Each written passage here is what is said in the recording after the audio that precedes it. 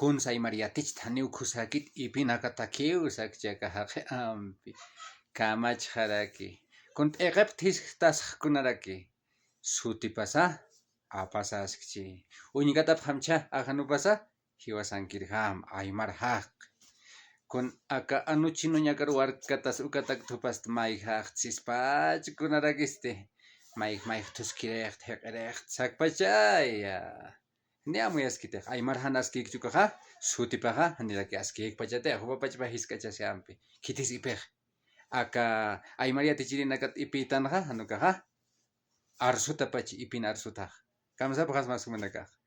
Miren la graciosidad de este cuatecito. Dice que enseñar Aymara no es bueno, que son tonteras, pero él es igual que nosotros.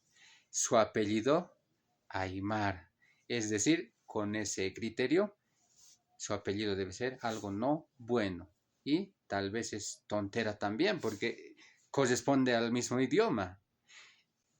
Tal vez pensará que es un coreano o tal vez pensará que es un árabe, ¿no? Un apellido coreano como Apasa Chan Chong Chong, algo por el estilo.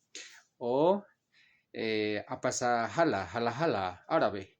O tal vez tendrá la ilusión de ser un croata, digamos, ¿no? Por ahí. Apasavich, Apasavich, algo por el estilo. Entonces opina y reflexivamente este compañero se desprecia él mismo, menospreciando nuestro idioma.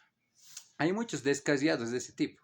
Por eso he querido sacar este video para que veamos la realidad de algunos hermanos, la realidad lamentable de algunos Hilata, Cuyaca, Tumaico.